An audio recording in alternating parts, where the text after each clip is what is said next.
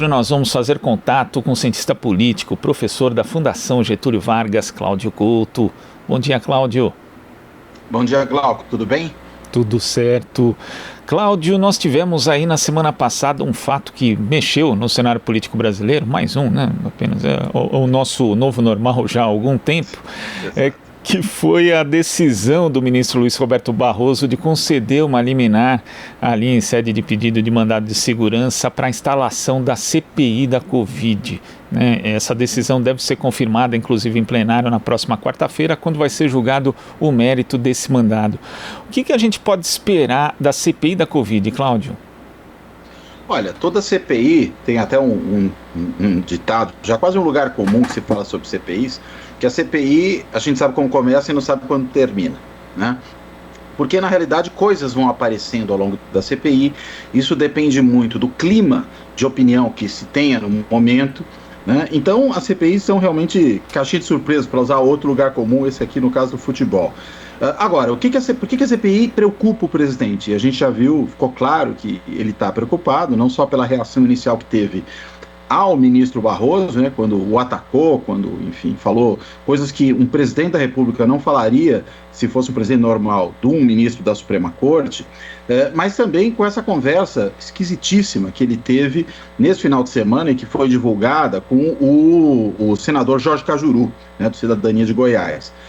Ou seja, o presidente teme que a CPI formalize a sua responsabilidade pelo descalabro que é a condução pelo governo federal da política sanitária durante a pandemia, né? E formalize, por que isso é importante? Porque é claro que todo mundo sabe tudo aquilo que o Bolsonaro tem feito, né? Produção de cloroquina, sabotagem da vacinação, conflito com os outros entes federativos, omissão em relação ao papel que o governo federal tem de coordenador das políticas sanitárias em nível federal, enfim, há um monte de coisas aí, se eu for fazer a lista aqui, a gente não sai daqui hoje.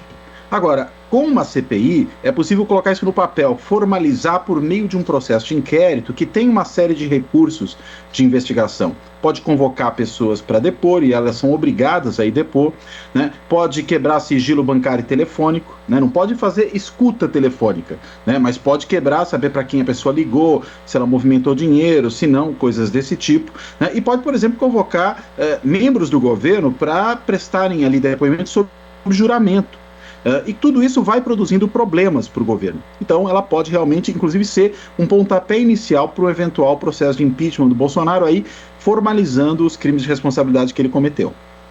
Agora, você citou essa conversa do Bolsonaro, conversa telefônica do Bolsonaro com o senador Jorge Cajuru, que foi divulgada pelo próprio parlamentar, usando esse termo que eu acho muito apropriado, esquisitíssima, né? Não só pelo conteúdo em si, ali onde Bolsonaro aparece pressionando, não só pelo controle da comissão parlamentar de inquérito, mas também para que se dê andamento ali a pedidos de impeachment de ministros do Supremo Tribunal Federal. Como é que você viu essa revelação? Não só o conteúdo, mas também o fato de ter sido revelado isso pelo senador. É uma espécie de jogada combinada para acenar para a própria base do Bolsonaro, ou as intenções seriam outras, Cláudio?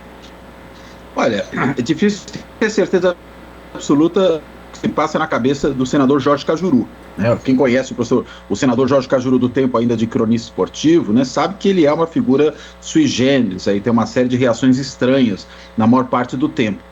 E tudo indica, até pelo vídeo que ele postou na internet, se jactando de tudo aquilo que de tudo aquilo que faz, da conversa que teve com o presidente, que evidentemente ele quis aí se autopromover, né, mostrando que ele é o melhor de todos os 81 senadores da República. Mas é claro que existe aí também, aparentemente, um jogo combinado com o presidente, né, porque ele mostra para o presidente que está ali à sua disposição, né, sinaliza que há intenção de ir atrás de governadores e prefeitos, dá, num certo sentido, um palanque para o presidente que acho muito pouco provável que não soubesse que aquela conversa seria divulgada, até pela maneira como falou, de forma a intimidar outros atores políticos, como governadores, prefeitos, os próprios senadores, ministros do Supremo.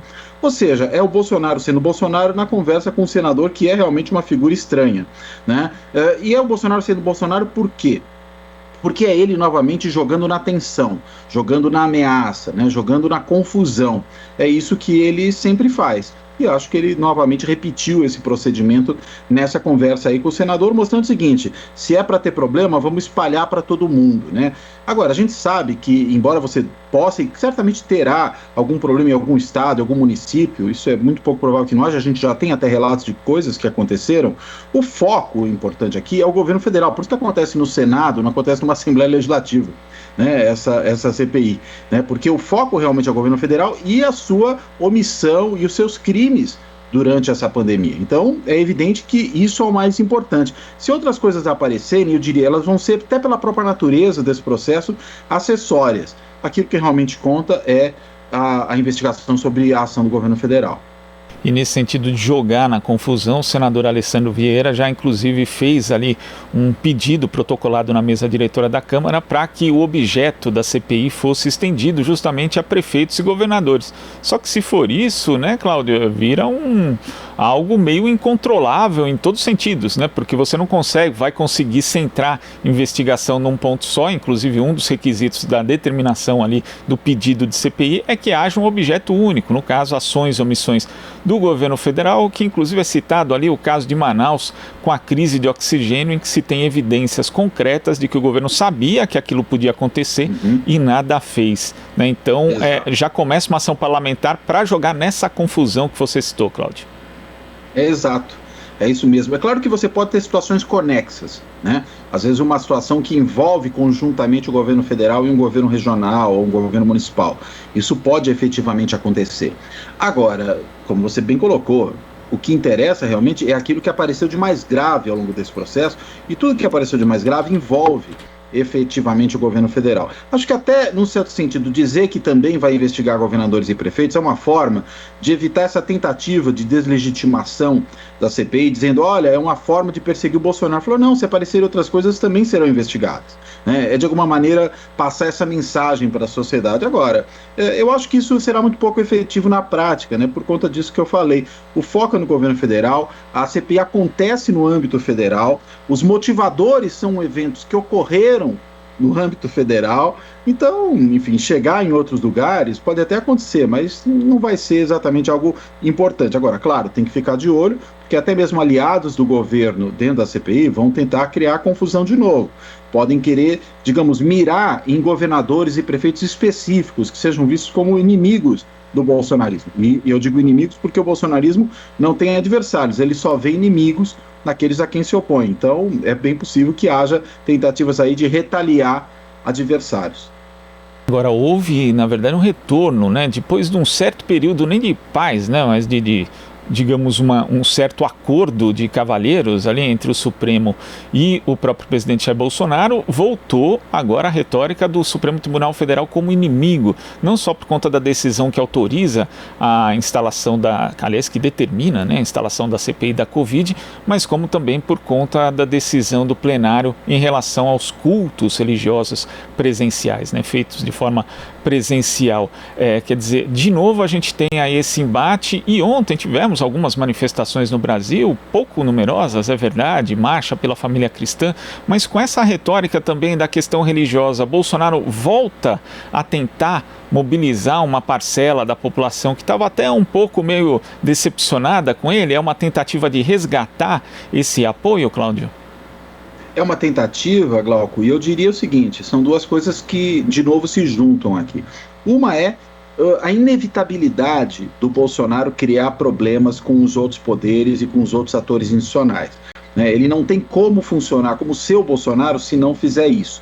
E é claro que o Supremo, em uma outra situação, não interessa qual governo seja, vai tomar decisões que vão deixar o governo insatisfeito. Isso é normal em qualquer democracia e é o que acontece no Brasil também. Só que o Bolsonaro não aceita nada que não seja subserviência, que não seja a confirmação dos seus caprichos, dos seus desejos. Então qualquer um que decide diferentemente daquilo que ele deseja, vira inimigo e vira alvo. Foi isso que aconteceu com o Supremo, né? E aconteceu nesse caso da CPI e aconteceu também, claro, na questão da decisão sobre os cultos, né, em que nós tivemos, inclusive, uma sustentação oral por parte do advogado-geral da União, ex-ministro da Justiça, que já era advogado-geral da União, e do PGR, que a gente sabe que é um serviçal do presidente da República, inacreditável, né? Misturando religião com lei, fazendo uma confusão danada. Enfim, essa situação, ela claro, ela propicia aquilo que o bolsonarismo gosta de fazer, que é o quê? Sempre criar algum tipo de briga, algum tipo de conflito muito agudo, porque isso atiça, isso excita a base bolsonarista, né? Ela fica excitada quando vê algum tipo de briga que pode degenerar em violência, e o Bolsonaro se alimenta disso. Então, acho que essa questão aí da religião envolve isso daí, as pessoas irem para as ruas no dia de ontem, em várias cidades. São Paulo, a gente já teve até a polícia se desentendendo ali com um ambulante que foi criticar o Bolsonaro, e a Polícia Militar de São Paulo não quer que ninguém critique o Bolsonaro, chamaram o rapaz de vagabundo, ameaçaram a bateria só porque ele era de oposição. Veja a situação perigosa que a gente tem, que é o bolsonarismo nas polícias militares estaduais, para onde, inclusive, o bolsonarismo vira a sua bússola agora. Por quê? Porque ele sabe que tem mais respaldo aí até do que nas Forças Armadas. Então, é nessa confusão que o bolsonarismo joga, no conflito, no tensionamento, na desordem, no caos, né? O bolsonarismo se alimenta do caos. Também um nível relativo aí, para ser generoso, de degradação institucional, Cláudio, porque você citou essas sustentações orais, tanto do advogado-geral da União, André Mendonça, quanto do procurador-geral da República. Então, e a gente teve ali, né, diversas citações bíblicas, pouca ou quase nenhuma referência à lei, e no dia seguinte também, numa sessão do STJ, outro candidato à vaga no STF, o ministro Humberto Martins, ele também fez ali uma oratória bastante similar ali, carregada de elementos religiosos. Quer dizer, a gente já tem o ministro Nunes Marques, que é absolutamente subserviente ao Planalto e que também adota uma retórica religiosa. Você enxerga isso? Não é um nível de degradação, para falar assim o português, claro, muito grande numa disputa por uma vaga do STF para algo tão importante como ali uma posição na mais alta corte do país? É sim, Glauco. Isso mostra que essa ideia de que as instituições estão funcionando, ela é verdadeira só até certo ponto. Elas funcionam na medida em que, por exemplo, o Supremo decide como decidiu a favor, né, dos governos estaduais e municipais naquilo que é da sua competência fazer, a favor da instalação de uma CPI, que é um direito de minoria, decidiu falar, olha, a instituição está funcionando, ela produziu um efeito necessário e botou freios ao governo. Por outro lado, a gente tem um desgaste dessas instituições. Elas estão sendo o tempo inteiro forçadas por limite e estão sendo sabotadas por dentro, por membros do governo ou por aqueles que são seus aliados. Isso que você apontou é um exemplo claro. A gente tem aí o campeonato de puxa-saquismo, né, de atores judiciais que querem se mostrar, cada um deles, mais serviçal ao presidente do que o outro, para obter essa nomeação para o Supremo. E para isso apelam a argumentações ou apelam a formas de atuação que nada tem a ver com o Estado democrático de direito, nada tem a ver com a lei. Há uma separação entre Estado e religião em qualquer democracia, né? O Estado é laico, isso significa que o Estado é neutro diante das religiões e das crenças. Ele não pode usar argumentações de natureza religiosa para justificar as ações dos governos ou para justificar a interpretação da lei. E é isso que esses três atores que você mencionou, Humberto Martins, Augusto Aras e André Mendonça, fizeram nessa semana que passou. Todos eles aí usando isso para tentar agradar o presidente, se mostrar cada um mais do que o outro terrivelmente evangélico, para usar a expressão do presidente, e assim tentar se cacifar para uma vaga na Suprema Corte. Agora, duas coisas. Primeiro, só tem uma vaga, então dois aí vão ficar insatisfeitos no final, e aí precisa ver quem serão e como reagirão a essa situação de não serem o escolhido, né? Como de serem, na verdade, os preteridos. E segundo, isso precisa passar pelo Senado, e vai passar em julho, num Senado que já vai ter uma comissão parlamentar de inquérito sobre a pandemia em funcionamento, num governo que fica criando confusão o tempo inteiro. A gente não tem precedentes desde, digamos, do governo Floriano Peixoto, do Senado negando indicações de ministros à Suprema Corte. Agora, claro que duas coisas, elas são, primeiro, muito negociadas antes, né? Então, às vezes você já manda um nome que você sabe que vai ser aprovado, evita mandar um nome que você sabe que será reprovado.